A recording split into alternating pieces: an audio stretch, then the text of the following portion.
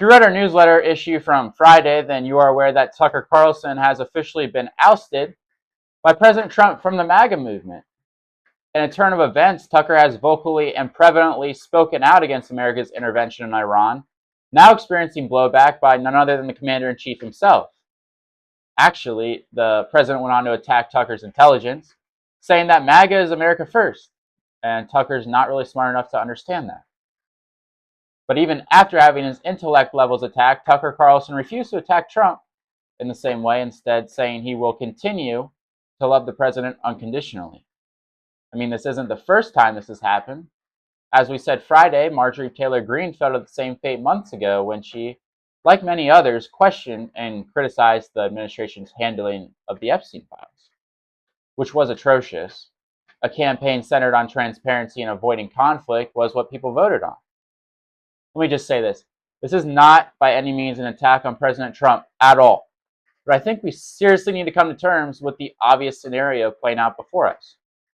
And that's the sovereignty of our country is at risk, if not already gone. Since the end of the war in 1945, America has been the superpower of the world.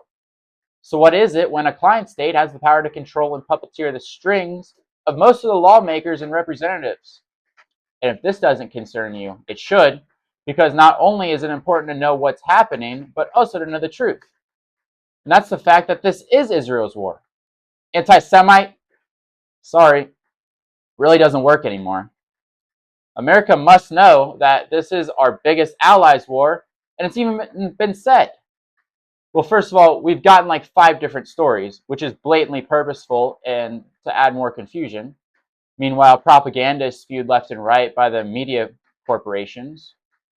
But anyway, Marco Rubio said that we struck because, and I'm going to paraphrase this, because Israel is going to do it anyway.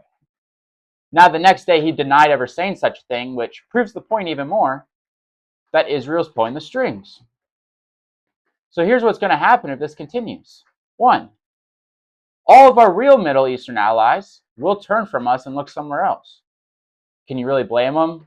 These are countries that inject billions of dollars into our economy.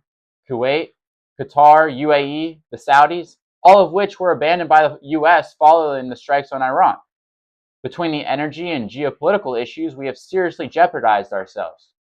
By the way, some are projecting that soon 1 barrel of oil will be $200, which, if you want this in simple terms, it's $6 a gallon at the pump. How long is that going to last for Americans? Well, probably until Israel's done using us. 2, Americans will die, possibly innocent homelanders and soldiers abroad, especially if troops are committed to the ground warfare, which, if we've picked up anything since the turn of the century, it's that doesn't really work out too well. Trump has warned about threats to Americans in the U.S. regarding possible domestic violence, but hey, that's part of it. At least that's what the neocons tell me. Americans will die, but as long as Israel's safe. 3, America loses its top-ranking spot.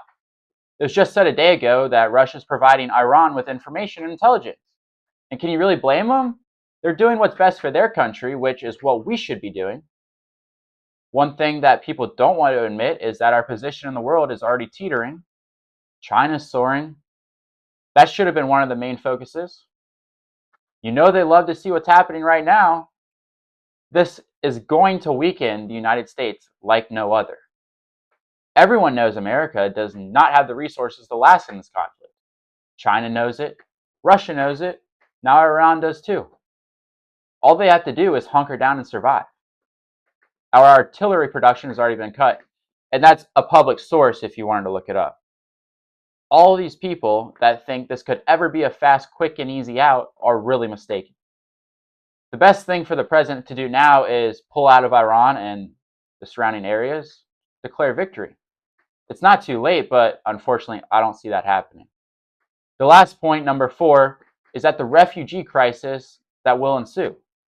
After we go in and displace all these people, they will migrate to Europe, which already has enough problems with migration. A once predominantly Christian population, Muslims leaving and invading Europe will be the end of that culture. Everyone that hates Western culture, Israel included, whether you want to admit it or not, will rejoice at that. This is going to tarnish Europe, America and have global consequences, all because of Israel's land grab scheme, which is what this really is. I mean, come on. They already moved on to Turkey. They're now saying Turkey's a threat to them. You can't really make this up. They started moving into South Lebanon. Bibi just said not very long ago that he's been waiting on this for 40 years. The thing is, they couldn't do any of this without us. We fund their military. We sell them weapons. But Americans don't have a say when we go to war, essentially with ourselves. You're labeled as an anti-Semite, American traitor. So this leads to my final question. Why? Why? Why don't we just say no? What power do they have over us? It's not a healthy relationship. I mean, come on, wake up. We need our sovereignty back. This is going to seriously hurt Americans and the country for a long time. It's an urgent crisis. The Israeli empire that's growing on our dime will replace the American empire. I guess Iran is getting hit very hard today, as Trump said this morning. They will have no deal until they unconditionally surrender, which is short for saying we are going to obliterate the country until Israel is satisfied. I mean, have you seen the Gaza Strip recently? So I don't really know what else to say other than, keep praying, keep fighting. These days are detrimental to the future for our kids, grandchildren. Stay safe.